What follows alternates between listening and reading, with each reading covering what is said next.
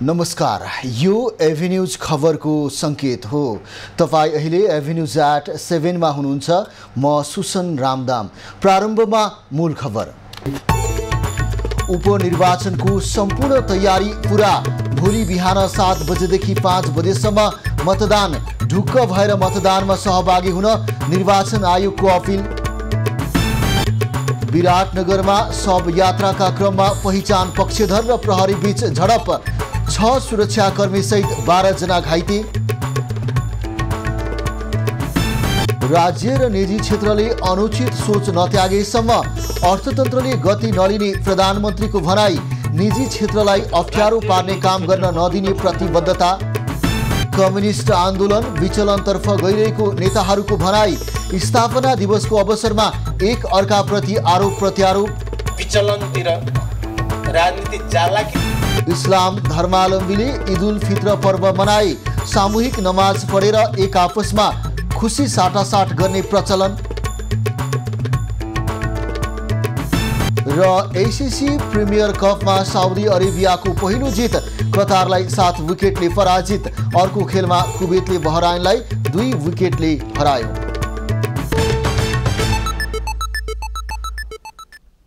अब खबरको सिलसिला प्रारम्भ गरौं। उपनिर्वाचनको तयारी पूरा सम्बन्धी प्रसङ्गबाट। निर्वाचन आयोगले आइतबार हुने उपनिर्वाचनको सम्पूर्ण तयारी पूरा भएको जनाएको छ। आयोगले शनिबार एक विज्ञप्ति जारी गर्दै 12 संघीय निर्वाचन क्षेत्र नम्बर 2, चितवन 2 र तनहुँ 1 मा हुन गइरहेको उपनिर्वाचनको सम्पूर्ण तयारी पूरा भएको जानकारी दिएको हो। आयोगले आइतबार बिहान 7 बजेदेखि साँझ 5 बजेसम्म आफ्नो तोकिएको मतदान केन्द्रमा उपस्थित भई मतको सदुपयोग गर्न आह्वान समेत गरेको छ। आयोगले मतदानका दिन सम्बन्धित जिल्लामा आवागमन र सवारी साधन सञ्चालनको लागि स्थानीय प्रशासनले तोके बमोजिम हुने गरी गर्न निर्देश गरेको जनाएको छ। यस्तै मतदानका समयमा मौसमी प्रतिकूलताबाट हुन सक्ने प्रभावको पूर्व तयारीका लागि त्रिपाल लगायतका सामग्रीको बन्दोबस्त गर्न स्थानीय प्रशासन तथा स्थानीय तहलाई आवश्यक निर्देशन दिइसकिएको पनि आयोगले जनाएको छ। देशको जनमत नेपाली मनको मत निर्वाचन विशेष प्रसारण इलेक्सन एक्सप्रेसमा रहेका छौं। भोलि हुने उपनिर्वाचनको सम्पूर्ण तयारी पूरा भइसकेको निर्वाचन आयोगले जनाइसकेको छ र यो बीचमा हामी 12 को अन्तिम तयारीको विषयमा जानकारी लिनको लागि हाम्रा खबरदाता वैजनाथ यादव जोडिनु भएको छ। वैजनाथ, 12 क्षेत्र नम्बर 2 को आज तपाईँ विभिन्न मतदान स्थल र मतदान केन्द्रको तपाईले प्रत्यक्ष रूपमा रिपोर्टिङ गरिरहनु भएको छ। यो बीचमा त्यहाँको मतदान स्थलको व्यवस्थापन कस्तो पाउनुभयो र भोलि बिहान 7 बजे भइरहेको वातावरणमा त्यहाँ मतदान गर्ने वातावरणको अवस्था पक्का छ भनेर अब हामी भन्न सक्छौं? निश्चय परिश्रम निर्वाचन विशेष तयारीका लागि 12 क्षेत्र नम्बर 2 तयारी अवस्थामा छ। स्थानीय प्रशासन लगायत सम्पूर्ण निकायहरू सक्रिय रूपमा लागि परेको छ हामीले पाएका छौं र 12 क्षेत्र नम्बर 2 को कुल 137 वटा मतदान केन्द्र र 82 वटा मतदान स्थललाई पूर्ण रूपमा तयारी अवस्थामा राखेको छ। तयारी भइरहेको छ। तयारी हुने क्रम जारी छ र त्यहाँ ठूलो संख्यामा सुरक्षा फोर्स परिचालन गरिएको छ। त्यति मात्र होइन, आज मैले 12 का प्रमुख जिल्ला अधिकारी नवराज सापकोटा, त्यसैगरी प्रहरी प्रमुख होमिन्द्र भोगेटीसँग सम्पर्क गरेका थियौं। उहाँहरूले केसम्म भन्नुभएको छ भने मतदान स्थलमा मतपेटिका यदि कसैले लुट्ने प्रयास गर्यो भने हामी गोली चलाउनसम्मको आदेश दिएको छ। कुल 1,05,248 मतदाता रहेको 12 को निर्वाचन क्षेत्र नम्बर 2 मा 6 वटा स्थानीय तह रहेको छ र कुल 6 वटा स्थानीय तहका लागि चाहिँ 30,000 सुरक्षाकर्मी परिचालन गरिएको हामीले जानकारी दिएको छ सुसन। र उक्त क्षेत्रलाई जो बारासँग सिमाना जोडिएको छ, पूर्व पश्चिम राजमार्गसँग जोडिएको छ, पर्सासँग जोडिएको छ र भारतीय सिमाना मोतिहारी जिल्लासँग जोडिएको छ, उक्त क्षेत्रलाई चारैतिरबाट प्रवेश निषेध गरिएको छ र ठूलो संख्यामा प्रहरी प्रशासन गरिएको छ। वीरगञ्जबाट बारा आउने नाकाहरूलाई बन्द गरिएको छ। त्यसैगरी पूर्व पश्चिम राजमार्गबाट भित्र आउने नाकाहरू बन्द गरिएको छ। त्यति मात्र होइन, स्थानीय प्रशासनले केसम्म पनि भनेको छ भने यहाँ रहेको कुल 82 वटा मतदान केन्द्र मध्ये 65 वटा मतदान केन्द्र अति संवेदनशील रहेको छ। यो सोचनीय विषय हो, किनभने गत निर्वाचनमा चाहिँ उक्त क्षेत्रको 4-5 वटा बुथमा चाहिँ निर्वाचन क्यान्सल लागि चाहिँ थप सुरक्षा बल परिचालन गरिएको हामीलाई जानकारी गराएको छ। बैजनाथ, जस्तो अब तपाईले त्यहाँको समग्रताको विषयमा जानकारी गराइरहँदाको यो अवस्थामा जस्तो निर्वाचन मतदान लोकतन्त्रको आफैमा एउटा सुन्दर पक्ष पनि हो, यो भनिरहँदा खास गरी मतदाताले आफ्नो एउटा मतदान जाहेर गर्ने अवस्थामा अब हामीसँग करिब अब यो 12 घण्टाको समय अवधि मात्र रहेको छ। भोलि बिहान 7 बजेबाट निर्वाचन हुँदैछ। यो प्रक्रियामा जस्तो अब यो रातको समयमा मतदातालाई प्रभावित पार्ने, लोभ लालच देखाउने, पैसा बाँड्ने यस्ता गतिविधि पनि विगतमा नभएका होइनन्। अब यो पक्षलाई चाहिँ तपाईले कसरी त्यहाँ निगरानी गरिरहनु भएको छ? निश्चय पनि सुम, यो एकदम जटिल र कुरा तपाईले उठाउनु भएको हो। खास गरेर तराई मधेसमा मात्र होइन, हाम्रो यो देशकै परिप्रेक्ष्यमा भन्नु पर्दाखेरि यो मौन अवधि जुन छ, यो मौन अवधि चाहिँ यो चलखेल गर्नका निमित्त प्राय जसो रूपमा लिन्छ। यो मतदातालाई स्वच्छ रूपमा चाहिँ सोच्ने वातावरण खुल्ला रूपमा छोड्दैन। यो बिचमा चाहिँ पैसाको चलखेल पनि भइरहेछ। हिजो मात्रै पचरौता नगरपालिका, त्यसै गरी कोल्बी नगरपालिका र स्वर्ण गाउँपालिकामा छिटपुट घटना नभएको होइन। यहाँ पैसा बाँडियो, यो के अरे कोल्बीमा पैसा बाँटियो, बरियारपट्टिमा पैसा बाँटियो, चरमौनामा पैसा बाँटियो लगायतका हो हल्ला पनि फलिएको छ। नफलिएको होइन, तर त्यो घटनालाई नियन्त्रण गर्नलाई स्थानीय प्रशासन र त्यहाँ रहेका राजनीतिक दलहरू सक्रिय पूर्वक लागि पर्छ। यहाँ सोचनीय कुरा के छ भने सुमन, यो निर्वाचन क्षेत्रमा सम्पूर्ण देशकै ध्यान केन्द्रित भएको छ, किनभने यहाँ उपेन्द्र यादव जसपाका राष्ट्र अध्यक्ष उम्मेदवार रहेका छन्। यसै गरी चाहिँ सिक्के राउत, जो सिक्के राउत विगतका चाहिँ चुनाव जितेर 70बाट उपेन्द्र यादवले हारेको अवस्था छ। यो अवस्थामा यहाँको कुरा गर्ने हो भने 12-2 को कुरा गर्ने हो भने हामी समग्र जब 0 गराउनमा गाउँमा पुग्दाखेरि यो निर्वाचन क्षेत्रमा उपेन्द्र यादव, त्यसै गरी नेकपा एमालेका उम्मेदवार पुरुषोत्तम पौडेल, त्यसै गरी जनमत पार्टीका शिवचन्द्र कुशवाहा बीच प्रतिस्पर्धा हुने प्रबल सम्भावना देखिएको छ। यहाँ त्रिपक्षीय भिडन्त हुने आकलन गरिँदै रहँदाखेरि कुल चाहिँ 34 जना उम्मेदवार मध्ये 10 जना विभिन्न राजनीतिक दलबाट आबद्ध छ र यी चलखेल रोक्नका लागि आज मात्रै मैले केही बेर अगाडि यहाँका प्रमुख जिल्ला अधिकारी नवराज सापकोटा सम्पर्क गर्दाखेरि के भन्नुभएको थियो भने लिखित रूपमा हामीले त्यस्तो कुनै उजुरी आएको छैन, आचार संहिताका कुराका उजुरीहरू आएका थिए, त्यो हामीले नियन्त्रण गरिसकेका छौँ। र सबभन्दा महत्त्वपूर्ण कुरा के छ भने जहाँ मात्र सामान्य रूपमा चाहिँ 17 वटा मतदान केन्द्र मात्र रहेको छ क्षेत्रमा, जम्मा 137 मध्ये 85 वटा 65 वटा अति संवेदनशील जुन मतदान केन्द्रहरू छ त्यहाँ त्यो चाहिँ सोचनीय विषय छ।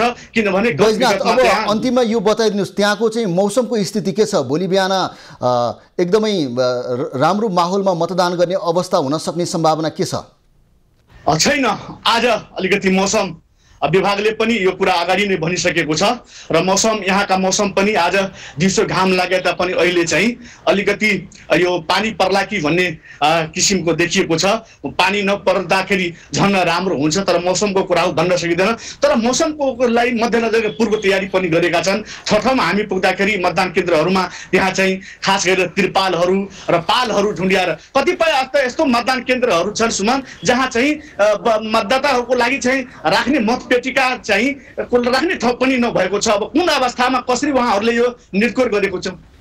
धन्यवाद बैजनाथ, उहाँ हुनुहुन्थ्यो हाम्रा खबरदाता बैजनाथ यादव। बारा क्षेत्र नम्बर 2 को अन्तिम निर्वाचन प्रक्रियाको तयारीका विषयमा हामीलाई जानकारी गराउँदै।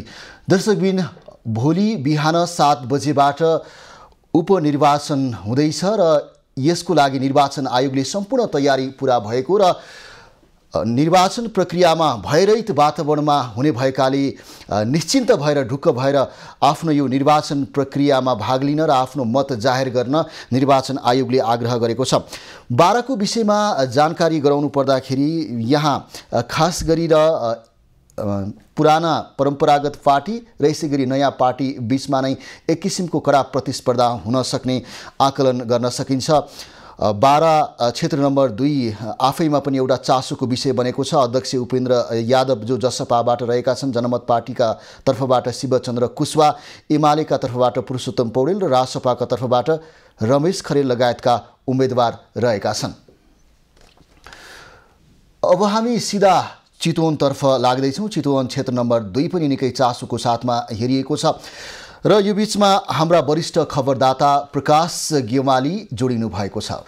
प्रकाश, चितवन क्षेत्र नम्बर 2 का विभिन्न मतदान स्थलहरूमा अब भोलि बिहान 7 बजेको समयमा मतदाताहरू ढुक्क तरिकाबाट ब्यालेट बक्समा मतदान गर्ने एउटा वातावरण अब बनेको हो भनेर हामी भन्न सक्छौँ। पक्कै पनि सुसन, आज दिनभर हामीले चितवनका विभिन्न स्थानमा पुगेर मतदान स्थलहरू र मतदान स्थलमा निर्माण हुँदै गरेका मतदान केन्द्रहरूको तयारीको रिपोर्टिङ प्रत्यक्ष प्रसारण हामीले एभेन्यूज खबरबाट पलपलको खबर समेत हामीले दिइरहेका छौँ र भोलि बिहान 7 बजे मतदान गराउनका लागि मतदानमा खटिनुभएका कर्मचारीहरू, यहाँको सिङ्गो प्रशासन, निर्वाचन अधिकृतको कार्यालय सबै तवरले चाहिँ तयारी अवस्थामा रहेको हामीले आजको दिनभरको अवस्थाबाट पायौँ र दिनभर प्रमुख जिल्ला अधिकारी सहितको टोलीले विभिन्न मतदान स्थलहरूको, मतदान केन्द्रहरूको त्यहाँ निर्माण भइरहेको, त्यहाँ तयारी भइरहेको अवस्था पनि उहाँहरूले बुझ्नु भएको छ। उहाँहरू अनुगमन गरेर मात्रै भर्खरै मात्र फर्किनु भएको छ र यो समग्र प्रक्रियाका विषयमा आज दिनभर कस्तो रह्यो र भोलि दिनभर कस्तो रहनेछ भन्ने विषयमा कुराकानी गर्नका लागि म यतिखेर प्रमुख जिल्ला अधिकारी, चितवनका प्रमुख जिल्ला अधिकारी सुरेन्द्र पौडेल समक्ष आएको छु र म चितवनका सिडिओ साहबसँग कुराकानी गर्दैछु। सिडिओ साहब, यहाँलाई स्वागत छ। हस्, धन्यवाद। सिडिओ साहब, यहाँहरूले आज दिनभर अनुगमन गर्नुभएको छ, मतदान स्थलहरू, मतदान केन्द्रहरू निर्माण भइरहेका छन्, त्यहाँको सुरक्षा व्यवस्था र तयारीको अवस्था चाहिँ कस्तो छ? यस्तो, हामी करिब 2 महिना अघिदेखि पूर्ण तयारीमा छौँ र यो मतदान केन्द्रहरू, मतदान स्थलहरू 43वटा मतदान स्थलहरू करिब 3टा बाहेक हामी सबै ठाउँमा पुगेका छौँ। म आफै त्यो 3 ठाउँमा पनि म जाने क्रममा पुगेको हुँ। पुग्दाखेरि मेरो गाडी जान सकेन, नसकिसकेपछि अनि मैले फर्केर गएर अरू मातहतलाई मैले पठाएँ। गर्दाखेरि हामी 43 ठाउँको वस्तुगत स्थितिको साथमा नजरमा छौँ। जस्तो सिडिओ साहबले 3 ठाउँमा म जान सकिनँ भन्नु भने हजुरको गाडी नजाने भनेको त्यो चाहिँ कुन ठाउँ हो यहाँको चाहिँ? यो हाम्रो 3 ठाउँमध्ये यो 3वटा ठाउँ चाहिँ इच्छामना गाउँपालिकाको हो। भन्नाले त्यहाँ चाहिँ सुरक्षाकर्मी, कर्मचारी पुगेर तयारी त भइसकेको छ, एकदम पुरै तयारी भएको छ। आज प्रदेश कमान्ड पोस्टको सरहरू त्यही खालको व्यवस्थापन गरेर एक ठाउँमा पुगी पनि सक्नु भएको छ। त्यसले गर्दाखेरि हामी 43 ठाउँमा पुगिसकेको मान्नुपर्छ, पुगेका छौँ। त्यो अनुसार सम्पूर्ण तयारी कुनै पनि अब हामीसँग 43 स्थानका 138वटा निर्वाचन केन्द्रमा निजामती कर्मचारी सहितको यता मतदान कार्य सम्पन्न गराउने टोली पनि हिजो अस्तिकै दिन पुगिसकेको छ। त्यस्तै सुरक्षाकर्मीको टोली पनि पुगिसकेको छ। त्यसले गर्दा चारै अङ्गको सुरक्षाकर्मी आफ्नो ठाउँमा, निर्धारित ठाउँमा पुगिसकेको छ।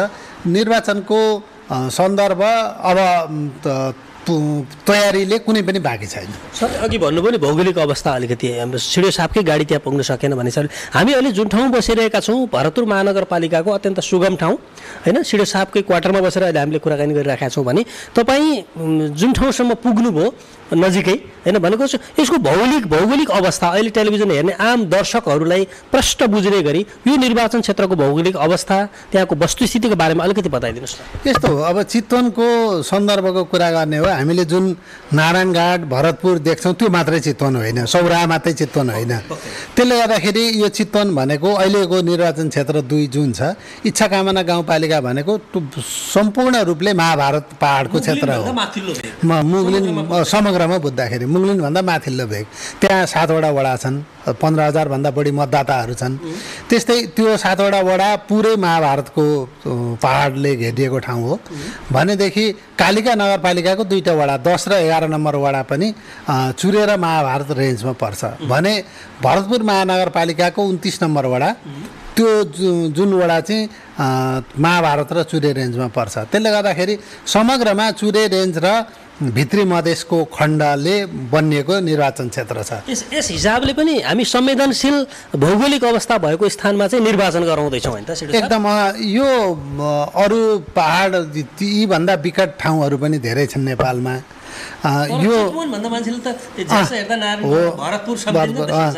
त्यो मात्रै होइन, हामी पहाडी भूभागमा पनि छौँ भन्ने कुरो बुझ्न पर्छ। अब हामी निर्वाचनमै केन्द्रित हौँ। आज दिनभरको अनुगमन पछाडि तपाईँको मनमा निस्केको निष्कर्ष चाहिँ के रह्यो?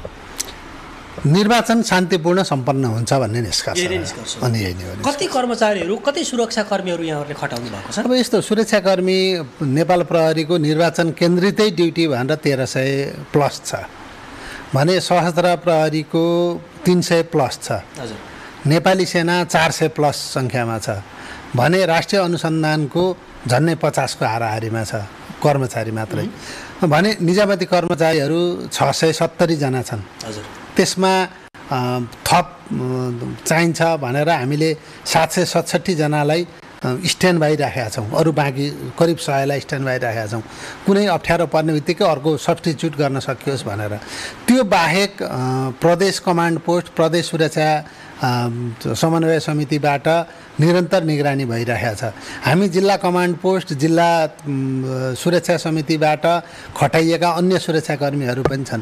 त्यसले गर्दाखेरि हामीले यथेष्ट आवश्यकता अनुसारको सुरक्षा संवेदनशीलता अनुसारको सुरक्षाकर्मी र अरू निर्वाचन व्यवस्थापन खटिने अरू सिभिल कर्मचारीहरू समेतको संयोगबाट निर्वाचन तयारी गरिरहेका छौँ। जस्तो सिडो साहब, धेरैले प्रश्नहरू आज हामीलाई पनि गरिरहेका छन्। हुन त यहाँहरूले बिहान प्रहरीको प्रशासनको विज्ञप्ति पनि आएको छ, सूचना आएको छ, भोलि कहाँ कहाँ बन्द हुने हो, राजमार्गहरू बन्द भनिएको छ होइन? यो हिसाबमा चाहिँ आज बिहान मात्रै यो सूचना आएको कारणले गर्दा धेरैले प्रश्नहरू सोधिरहनु भएको छ। अलिकति प्रश्न पारिदिनुहोस् न। यस्तो, हामीले अस्तिको दिनसम्म के अरे यात्रुवाहक सवारी साधनलाई पनि स्कटिङ गरेर हाम्रो सिमाना 2 नम्बर निर्वाचन क्षेत्र नम्बर 2 को सीमा कटाउने भन्ने मनस्थितिमा बसेका थियौँ।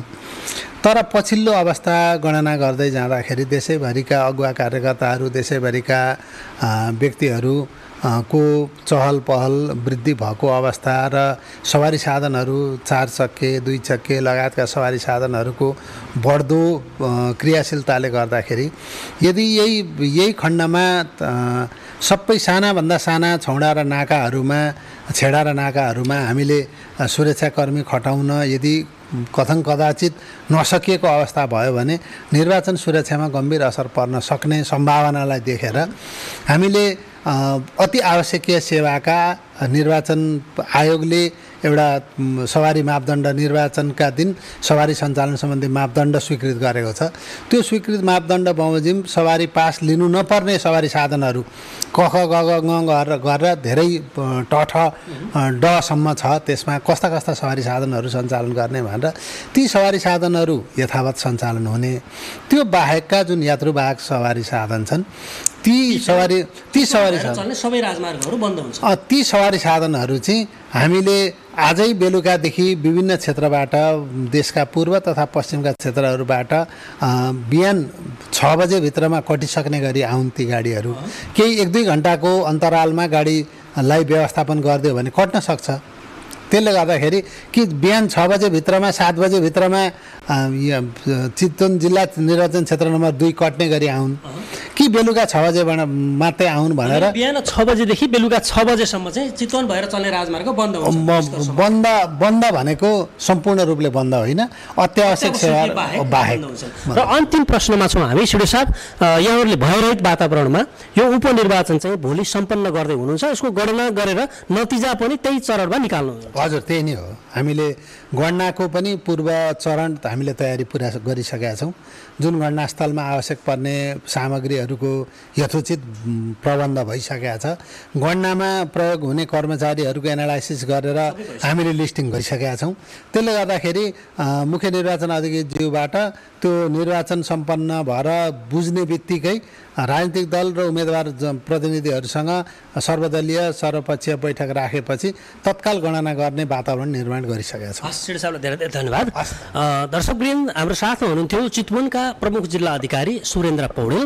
उहाँले आज दिनभरको चितवन जिल्लाको क्षेत्र नम्बर 2 को अनुगमन गरिसके पछाडिको निष्कर्ष हामीलाई सुनाउँदै हुनुहुन्छ र भोलि भयरहित वातावरणमा मतदान गर्नका लागि आम मतदाताहरूलाई उहाँले आग्रह पनि गर्नुभएको छ। सुसन प्रकाश, जानकारीको लागि धन्यवाद। उहाँ हुनुहुन्थ्यो चितवनबाट हाम्रा वरिष्ठ खबरदाता प्रकाश गेवाली।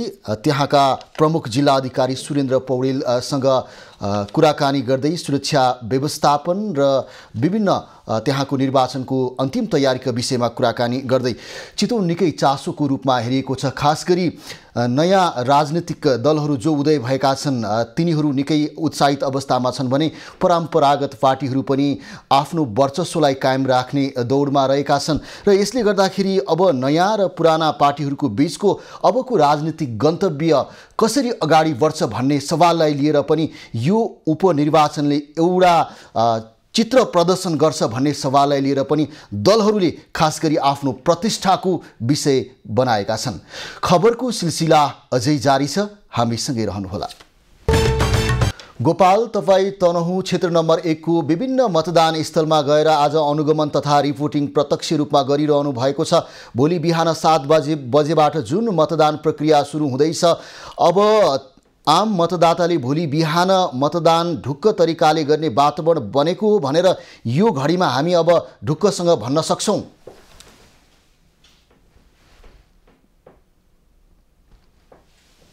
देशको जनमत, नेपाली मनको मत, निर्वाचन विशेष प्रसारण इलेक्सन एक्सप्रेसका क्रममा अहिले हामी तनहुँको क्षेत्र नम्बर 1 अन्तर्गत ब्यास नगरपालिकामा छौँ र आज दिनभर जसो क्षेत्र नम्बर 1 का विभिन्न मतदान केन्द्रहरू र विभिन्न गाउँको अवलोकन र रिपोर्टिङ गरेर फर्किसकेपछि तनहुँ क्षेत्र नम्बर 1 मा जुन भोलि उपनिर्वाचन हुँदैछ, यो उपनिर्वाचन निकै नै भयरहित ढङ्गबाट स्वतन्त्र ढङ्गले निष्पक्ष रूपमा आम मतदाताले आफूले मन पराएको आफूले रोजेको उम्मेदवारलाई ढुक्कसँग मतदान गर्न सक्नेछन् र मतदान सम्पन्न भइसके पश्चात त्यहाँको मतपेटिकाहरू सहज ढङ्गले सदरमुकाम दमौली ल्याउने र मतगणना कार्यलाई अगाडि बढाउने र निष्पक्ष ढङ्गबाट र सबै राजनैतिक दलको सहमतिमा मत परिणाम सार्वजनिक गर्ने भन्ने पनि तयारी भएको छ र अहिलेसम्मको सम्पूर्ण व्यवस्था, सुरक्षा व्यवस्था र तयारी हेर्दा हामी ढुक्कसँग भन्न सक्छौँ तनहुँ क्षेत्र नम्बर 1 का आम मतदाताहरूले ढुक्कसँग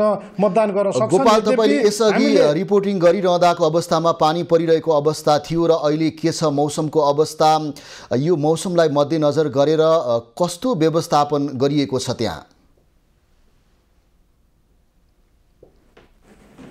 निश्चय नै सुशान, केही बेर अगाडि ठुलो पानी परेको थियो र अहिले मौसम सफा भएको अवस्था छ र अहिलेको अवस्था हेर्दा भोलि बिहान पनि मौसम सफा रहने र सहज ढङ्गबाट मतदान प्रक्रिया अगाडि बढ्नेछ भन्ने आम मतदाता र हामी सबैले अपेक्षा गरेका छौँ। र यद्यपि जिल्लाको शान्ति सुरक्षालाई अझ चुस्त दुरुस्त बनाउनको लागि यहाँको प्रहरी प्रशासन लागि परेको छ र यसै सम्बन्धमा हामी थोरै कुराकानी गर्न गइरहेका छौँ। हामीसँग हुनुहुन्छ तनहुँ जिल्लाका प्रहरी उपरीक्षक अवधेश विष्ट, थोरै कुराकानी गर्न गइरहेका छौँ। एसपी साहब, स्वागत छ यहाँलाई। हस्, थ्याङ्क यू। जस्तो सम्पूर्ण तयारी पुरा भइसक्यो र आम मतदाताले भोलि बिहान 5 बजेदेखि भोलि बिहान 7 बजेदेखि साँझ 5 बजेसम्म ढुक्कसँग मतदान गर्न सक्ने वातावरण छ नि? एकदम हामीले ढुक्क बनाएका छौँ। तनहुँका बासिन्दाहरू पहिला पनि ढुक्कसँग गर्नुभएको थियो, अहिले त्योभन्दा बढी ढुक्कसँग गर्न सक्ने अवस्था हामीले बनाएका छौँ। र जसरी सुरक्षाको क्षेत्रमा कति सुरक्षाकर्मीहरू परिचालन भइरहेछन्, त्यसलाई कसरी व्यवस्थापन गर्नुभएको छ यसो? हाम्रो अहिले यहाँ क्षेत्र नम्बर 1 मा छिमेकी जिल्लाहरूमा र स्ट्यान्ड बाई गरेर हाम्रो 3000 प्लस छ र त्यसलाई व्यवस्थापनको कुरोमा चाहिँ हामीले स्पष्ट आदेश दिइसकेका छौँ, निर्देशन दिइसकेका छौँ। उनीहरूले गर्नुपर्ने कुराहरू, गर्नु नहुने कुराहरू र आदेश निर्देशनका कुराहरू जस्तो निर्वाचन स्थलमा खटिएकोहरूले तत्काल लिनुपर्ने एक्सन शक्तिको प्रयोगको विषयमा लिँदा त्यो आदेश च्यानल वाइज जाँदाखेरि ढिला हुने हुनाले स्पष्ट आदेश, स्वविवेक प्रयोग गर्ने आदेश र त्यो ब्यालेट बक्स जोगाउन के गर्नुपर्छ त्यो सबै आदेश निर्देशनहरू दिइसकेका छौँ हामीले। अनि निर्वाचन सकिए लगत्तै मतपेटिकाहरूलाई मतगणना स्थलमा ल्याउने तयारी के छ? त्यो सहज तरिकाले आउँछ। हाम्रो सुरक्षाकर्मीहरू त्यहाँ हुनुहुन्छ, पार्टीका प्रतिनिधिहरू हुनुहुन्छ र निर्वाचनमा खटिएका अधिकृत समेतको टोली बसेर सुरक्षित हिसाब किताबले राति 11 देखि 12 को बीचमा चाहिँ सम्पूर्ण मतपेटिकाहरू सदरमुकाम आइपुग्ने, दमौली आइपुग्ने हामीले अपेक्षा गरेका छौँ। 11-12 बजीसम्म आइपुग्छ। सुसन, यसरी हामीले देख्न सक्छौँ तनहुँ जिल्लाका प्रहरी उपरीक्षक अवधेश विष्टले पनि ग्यारेन्टी गरिरहनु भएको छ र त्यसै गरी केही बेर अगाडि हामीले यहाँका प्रमुख जिल्ला अधिकारी छविलाल रिजालसँग पनि कुराकानी गरेका थियौँ। सुरक्षा व्यवस्था एकदमै कडा गरिएको, 3000 भन्दा बढी सुरक्षाकर्मीहरूलाई विभिन्न स्थानमा परिचालन गरिएको र छिमेकी जिल्लाहरूमा समेत सुरक्षाकर्मीहरूलाई स्ट्यान्ड बाई राखिएको भनेर बताइरहनु भएको छ र अहिलेसम्मको स्थिति हेर्दा निकै नै मैत्रीपूर्ण प्रतिस्पर्धा पनि देखिएको छ उम्मेदवारहरूको बीचमा र पार्टीका कार्यकर्ताहरू र प्रचार प्रसारमा लागेका नेताहरूको बीचमा पनि आपसी सम्बन्ध पनि राम्रै छ, समन्वय पनि राम्रै देखेका छौँ र त्यसले गर्दा भोलि हुने निर्वाचन निकै नै शान्तपूर्वक निर्धक्क तरिकाले सञ्चालन हुने अपेक्षा गरिएको छ। सुशान्त गोपाल, जानकारीको लागि धन्यवाद। उहाँ हुनुहुन्थ्यो तनहुँ क्षेत्र नम्बर 1 बाट हाम्रा खबरदाता गोपाल भण्डारी। त्यहाँका प्रहरी प्रमुख अवधेश विष्टसँग कुराकानी गर्दै र भोलि बिहान 7 बजेदेखि 5 बजीसम्म हुने जुन मतदान प्रक्रिया रहेको छ त्यसमा तनहुँ क्षेत्र नम्बर 1 का आम मतदातालाई ढुक्क तरिकाबाट आफ्नो अभिमत जाहेर गर्नको लागि प्रहरी प्रमुखले पनि आग्रह गरेको अवस्था छ, सुरक्षा व्यवस्थाप्रति आश्वस्त तुल्याउँदै। अब लागौँ बाँकी खबरतर्फ। प्रधानमन्त्री पुष्पकमल दाहालले समाजमा अराजकता र आवेगलाई प्रश्रय दिने प्रवृत्ति हावी भएको भन्दै बौद्धिक पक्षबाट हस्तक्षेप हुन जरुरी देखिएको बताएका छन्। शनिबार ललितपुरमा आयोजित नरबहादुर कर्मचारी स्मृति प्रतिष्ठानको कार्यक्रममा प्रधानमन्त्री दाहालले पछिल्लो समय कम्युनिस्ट आन्दोलनमा मात्र नभई देशको समग्र राजनीति र आर्थिक विकासको प्रक्रियामा नै विचार, सिद्धान्त, मूल्य, आदर्शमा विचलन देखिएको बताएका हुन्। उनले पछिल्लो समय समाजमा देखिएका अराजकताका कारण खतरा पैदा हुने डर फैलाएको उल्लेख गर्दै बुद्धिजीवीहरूले हस्तक्षेपकारी भूमिका खेल्नुपर्ने बताएका हुन्।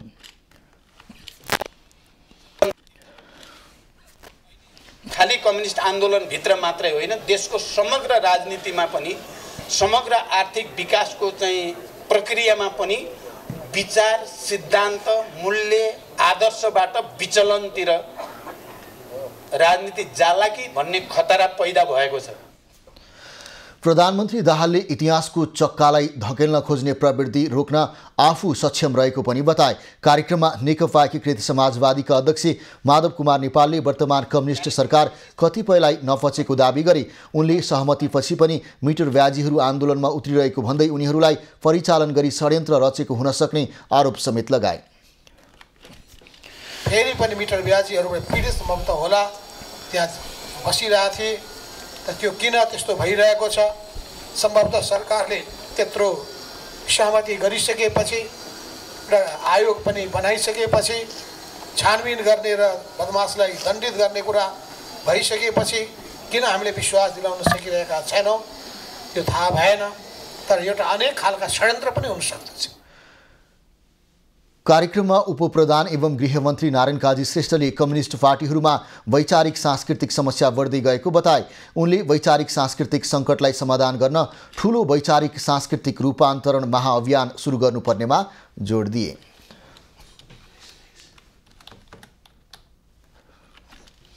विभिन्न वामपन्थी दलका नेताहरूले नेपालमा अझै पनि कम्युनिस्ट आन्दोलनको आवश्यकता रहेको औँलाएका छन्। शनिबार काठमाडौँको खुला मञ्चमा नेपाल कम्युनिस्ट पार्टीको 75औं स्थापना दिवस, लेनिनको जन्म जयन्ती एवं चन्द नेतृत्वको नेकपा र नेकपा माओवादी समाजवादी पार्टीबीच पार्टी एकता घोषणा सभामा उपस्थित भएका कम्युनिस्ट नेताहरूले नेपालमा अझै पनि कम्युनिस्ट आन्दोलनको अपरिहार्यता रहेको बताएका हुन्। उनीहरूले नेपाली कम्युनिस्ट आन्दोलनलाई नयाँ ढङ्गले अगाडि बढाउनु पर्ने समेत बताए।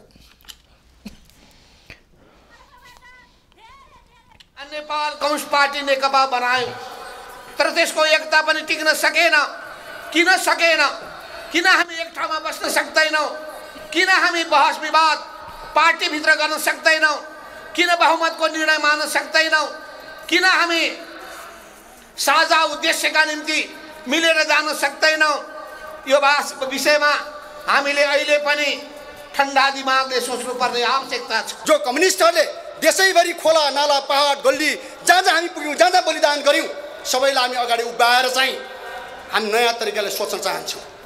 आजको परिस्थितिले हामीलाई के भनेको छ भने हामी एउटा पार्टीको कुरा मात्रै होइन, हामी देशको कुरामा केन्द्रित हुन जरुरी छ। हामी आज केवल एउटा तपाईँको पार्टी विशेषको छलफलको कुरा मात्रै होइन, एउटा राजनीतिक प्रणालीको बारेमा सोच्न जरुरी छ। त्यसको लागि हाम्रो पार्टी तयार छ।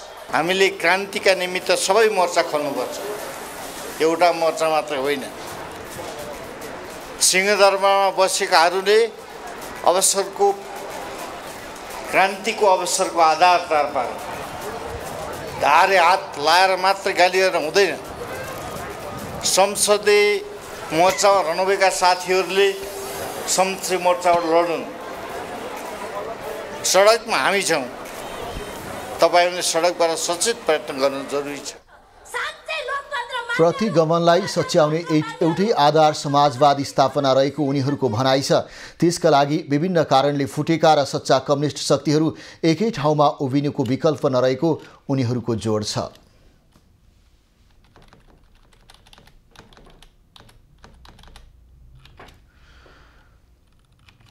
प्रधानमन्त्री पुष्पकमल दाहालले निजी क्षेत्रले अझै पनि मौका पाएसम्म राज्यलाई कर छल्ने गरेको बताएका छन्। शनिबार काठमाडौँमा आयोजित एक कार्यक्रममा प्रधानमन्त्री दाहालले निजी क्षेत्रले मौका पाएसम्म कर छल्ने र सरकार पनि निजी क्षेत्रलाई पाएसम्म दबाउनुपर्छ भन्ने मानसिकताबाट मुक्त हुन नसकेको बताएका हुन्। उनले राज्य र निजी क्षेत्र दुवैले अनुचित सोच नत्यागीसम्म अर्थतन्त्रले गति लिन नसक्ने पनि स्पष्ट पारे। निजी क्षेत्र र सार्वजनिक क्षेत्र, राज्य र निजी क्षेत्रको अन्तर सम्बन्ध सुमधुर र विश्वासको सम्बन्ध नभइकन एकले अर्कालाई मद्दत गर्ने वातावरण पहिला त सोच त्यस्तो बनाउनु पर्यो। निजी क्षेत्रको सक्रियता बिना उनीहरूलाई नाफा मात्रै कुरा होइन, निजी क्षेत्रले नाफा मात्रै खोजेको छ भन्ने सोचबाट राज्य र राज्य सञ्चालन गर्नेहरू पनि मुक्त हुन जरुरी छ। प्रधानमन्त्री दाहालले निजी क्षेत्रलाई अप्ठ्यारो पार्ने काम गर्न नदिने प्रतिबद्धता पनि जनाए। कार्यक्रममा अर्थमन्त्री डाक्टर प्रकाश शरण महतले मुलुकको 4% आर्थिक वृद्धिले आर्थिक विकास र रोजगारी सृजना गरी समृद्ध मुलुक बनाउने लक्ष्य पूरा नहुने बताए। उनले आगामी बजेटमा स्रोत सुनिश्चितता नभएका आयोजनालाई नसमेटिने स्पष्ट पारे।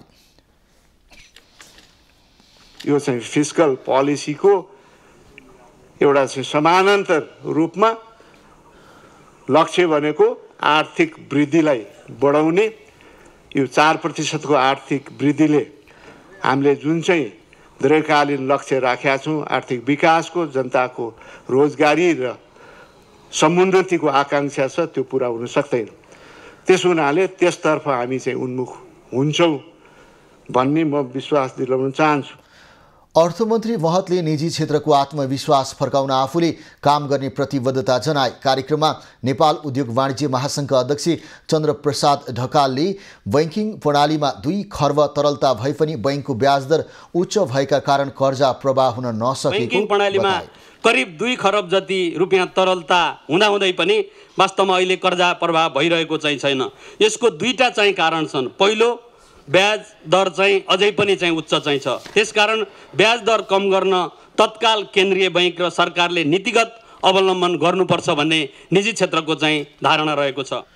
त्यस्तै नेपाल चेम्बर अफ कमर्सका अध्यक्ष राजेन्द्र मल्लले सरकारले आत्मनिर्भर अर्थतन्त्र बनाउने गरी नीतिगत व्यवस्था गर्नुपर्ने बताए। सरकारले मुलुकभित्र भएको प्राकृतिक स्रोत र साधनलाई सदुपयोग र निर्यात प्रवर्धन गर्ने गरी राष्ट्रिय नीतिको व्यवस्था गर्न आवश्यक रहेको उनको भनाइ थियो।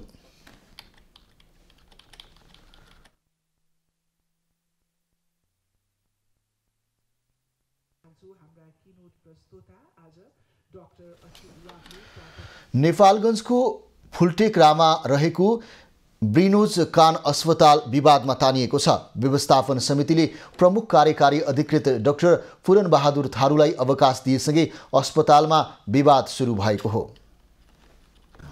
नेपालगञ्जको फुलटेकरामा रहेको ब्रिनोज कान अस्पतालका प्रमुख कार्यकारी अधिकृत डाक्टर पूरण बहादुर थारूलाई अवकाश दिएसँगै अस्पताल विवादमा तानिएको छ।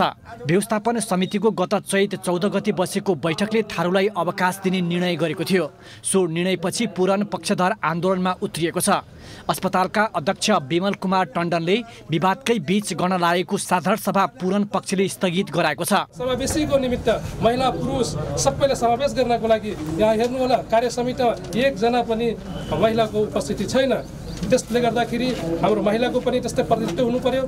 हरेक जात जातिका प्रतिनिधित्व हुने गरी बढीभन्दा बढी सदस्यहरू यसमा वितरण गर्ने र त्यसमा हामीले अवसर पाउनुपर्छ भन्ने मान्यताका साथ हामी गरेका थियौँ। जिल्ला प्रशासन कार्यालय बाँकेको छानबिन प्रतिवेदन सार्वजनिक नहुँदै अध्यक्ष टण्डनले नयाँ सदस्यता वितरण गरेर साधारण सभा गर्न लागेपछि पूरण पक्ष आक्रोशित भएको हो। यता अस्पताल व्यवस्थापन समितिका अध्यक्ष टण्डनले भने विवादबारे कुनै प्रतिक्रिया दिन चाहेनन्। ब्रिनोज कान स्वास्थ्य सामुदायिक सेवाका कार्य समितिका सदस्य अथवा आजीवन सदस्य अथवा साधारण सदस्यले भन्छ यो अवैधानिक छ, यो हुनु हुँदैन, चित्त नबुझेको कुरा उहाँले भन्न सक्नुहुन्छ भनेपछि त्यो चाहिने उहाँहरूको जायज र बाहिरको कुनै अधिकारै नभएको मान्छेले साधारण सभा किन भयो, अवैधानिक भयो भनेपछि यसमा चाहिँ मलाई केही भन्नु छैन। पूरण थारूको अवकाश विवादसँगै अन्य कर्मचारीहरूले पनि आफूमाथि अन्यायपूर्ण व्यवहार भएको गुनासो गर्न थालेका छन्। पूरण सरको खासै मलाई गल्ती लागेको थिएन, किनभने उहाँले जन्मदेखि दिएको मान्छेले उहाँलाई यो अस्पताललाई मैले बिगार्छु भने उहाँको कुनै पनि चाहना हुँदै होइन।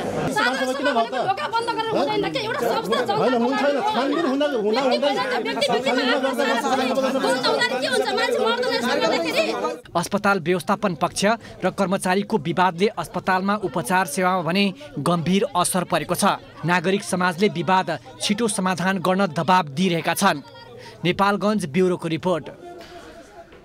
इस्लाम धर्मावलम्बीले महान पर्व ईद उल फित्र मनाएका छन्। यो पर्वका लागि मुस्लिम समुदायमा 1 महिना व्रत बस्ने प्रचलन रहेको छ, जसलाई रोजा भनिन्छ।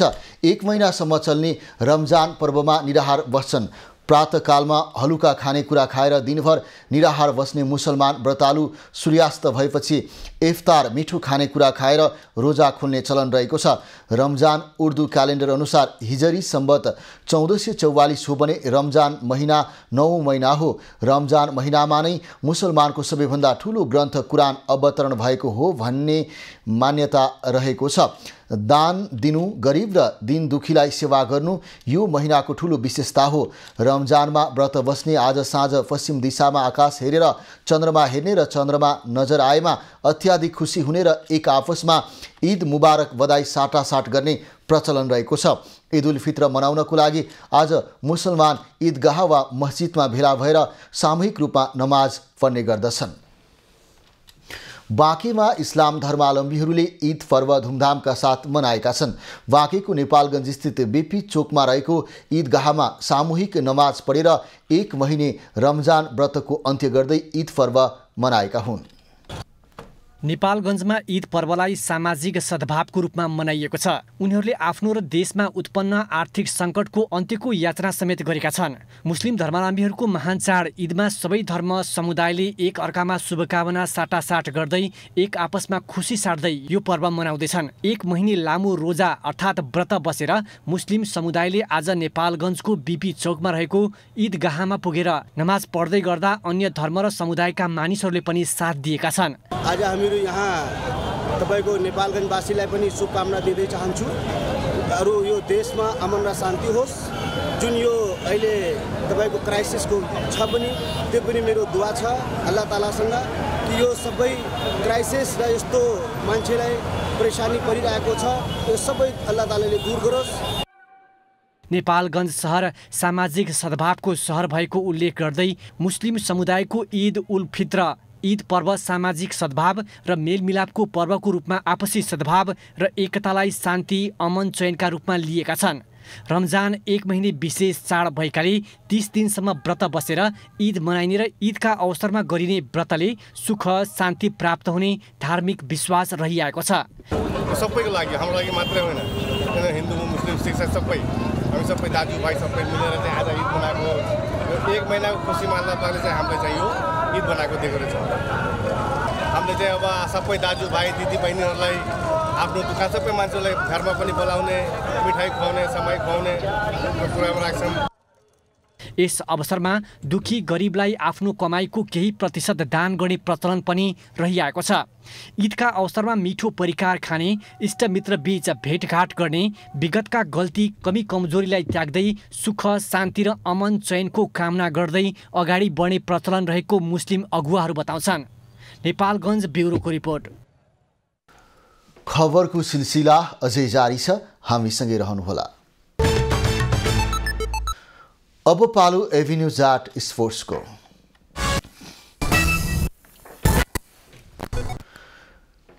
राजधानीमा जारी एसिसी प्रिमियर कप क्रिकेटमा साउदी अरेबियाले पहिलो जित निकालेको छ।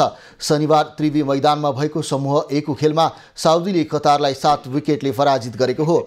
कतारले दिएको 217 रनको लक्ष्य साउदीले 34.2 ओभरमा 3 विकेट गुमाएर पुरा गर्यो। साउदीका लागि अब्दुल वाहिदले 124 रनको शतकीय इनिङ खेले। कतारका लागि इक्र मुल्लाह खानले 2 तथा खुरम शाहजादले 1 विकेट लिए। त्यसअघि टस हारेर पहिला ब्याटिङ गरेको कतार 49.5 ओभरमा 216 रनमा अल आउट भयो। कतारका लागि मोहम्मद तनवीरले सर्वाधिक 46 रन जोडे। साउदीका लागि इस्तिक अहमदले सर्वाधिक 4 विकेट लिए। त्यस्तै आजै भएको समूह बी को खेलमा कुवेतले बहराइनलाई 2 विकेटले हरायो। मुल्फानी मैदानमा भएको खेलमा जितको लागि 256 रनको लक्ष्य पछ्याएको कुवेतले 44.2 ओभरमा 8 विकेट गुमाउँदै पुरा गर्यो। कुवेतको जितमा युवा खेलाडी यासिन पटेलले सर्वाधिक 63 रन जोडे। बहराइनका अब्दुल मजिदले सर्वाधिक 3 विकेट लिए।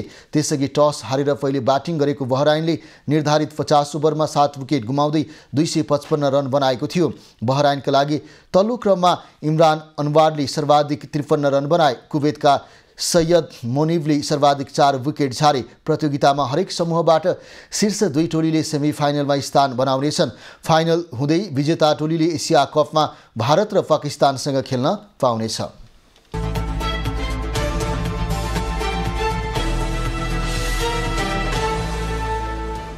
नेपालमा थप 78 जनामा कोरोना भाइरस संक्रमण पुष्टि भएको छ। 224 जनाको पीसीआर परीक्षणमा 20 र 924 जनाको एन्टिजेन परीक्षणमा 58 जना गरी 78 जनामा संक्रमण पुष्टि भएको स्वास्थ्य तथा जनसङ्ख्या मन्त्रालयले जनाएको छ। कोरोना संक्रमणका कारण थप 1 जनाको मृत्यु भएको छ। हाल देशभर सक्रिय संक्रमितको संख्या 383 जना रहेका छन्। बाजुराको सदरमुकाम मार्तडीबाट 4 दिनदेखि बिरामी रहेकी एक 8 महिने शिशुको नेपाली सेनाको हेलिकप्टर मार्फत उद्धार गरिएको छ। मुगु जिल्लाबाट जिल्ला अस्पताल बाजुरामा ल्याएर पनि उपचार सम्भव नभएपछि नेपाली सेनाको हेलिकप्टर मार्फत उद्धार गरी सुर्खेत पठाइएको हो। दैलेख जिल्ला महाबु गाउँपालिका 4 काप्री खोलामा बखत बहादुर साईकी 8 महिने शिशु टेनिसा साईको जिल्ला प्रशासन कार्यालय बाजुरा र दुर्गा भञ्जन गुल्मको समन्वयमा उद्धार गरिएको हो। कैलालीको गेटामा स्कर्पियो दुर्घटना हुँदा 1 जनाको मृत्यु भएको छ। दुर्घटनामा 5 जना घाइते भएका छन्। मृत्यु हुनेमा धनगढी उपमहानगरपालिका 11 का 70 वर्षीय भोजराज भट्ट रहेका छन्। अतरियाबाट धनगढीतिर जाँदै गरेको बा 15/4637 नम्बरको स्कर्पियो गोदावरी नगरपालिका 2 स्थित गेटामा अनियन्त्रित भई दुर्घटना भएको प्रहरीले जनाएको छ। मोरङको रङ्गेली नगरपालिका 7 बक्राहा खोलामा रहेको हनुमान मन्दिरको पर्खालमा मोटरसाइकल ठोकिँदा 1 जनाको मृत्यु भएको छ। पूर्वबाट पश्चिमतर्फ जाँदै गरेको को 23/7245 नम्बरको मोटरसाइकल अनियन्त्रित भई शुक्रबार राति दुर्घटना हुँदा घाइते भएका मोटरसाइकलमा सवार रङ्गेली 8 का 27 वर्षीय रविन ऋषिदेवको उपचारको क्रममा मृत्यु भएको हो। गम्भीर घाइते मोटरसाइकल चालक रङ्गेली 6 का 40 वर्षीय अजय मण्डलको कोशी अस्पतालमा उपचार भइरहेको बताइएको छ। काठमाडौँको लप्सी फेदी स्थित जङ्गलमा 4वटा टिप्पर एकसाथ दुर्घटनामा परेका छन्। शनिबार बिहान सिन्धुपाल्चोक इन्द्रावती नदीबाट निर्माण सामग्री बोकेर आएका टिप्पर तीव्र गतिका कारण दुर्घटनामा परेका हुन्। तीव्र गतिमा आएका टिप्पर एक अर्कामा ठोकिएको बताइएको छ। एक टिप्परका चालक घाइते भएका छन्। उनलाई उपचारको लागि लगिएको साँखु प्रहरीले बताएको छ।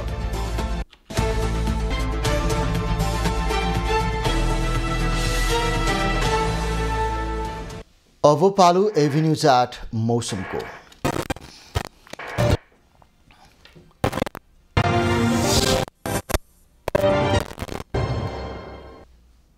गत 24 घण्टामा गण्डकी प्रदेश लगायतका केही ठाउँमा छिटफुट वर्षा हुनुका साथै सामान्यतया मौसम सफा रह्यो। आज राति कोशी, गण्डकी, बागमती लगायतका प्रदेशका पहाडी भूभागका थोरै स्थानहरूमा मेघगर्जन चट्याङसहित हल्का वर्षाको सम्भावना रहेको जल तथा मौसम पूर्वानुमान महाशाखाले जनाएको छ। आज काठमाडौँ उपत्यकाको अधिकतम तापक्रम 30 डिग्री सेल्सियस र न्यूनतम तापक्रम 12 डिग्री सेल्सियस मापन गरिएको छ। आज देशभरको मौसम कस्तो रह्यो त हेरौँ देशका विभिन्न स्थानको मौसमी अवस्था।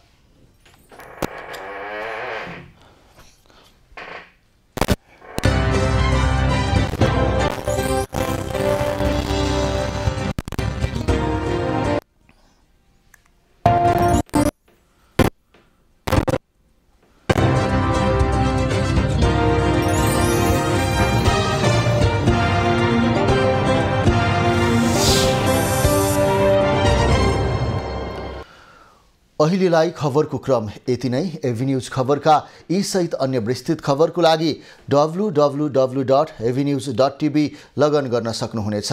युट्युब, फेसबुक र ट्विटरमा पनि हामीलाई फलो गर्न सकिनेछ। खबरभित्रको खबरको लागि हेर्दै रहनुहोला एभिन्यूज खबर। नमस्कार।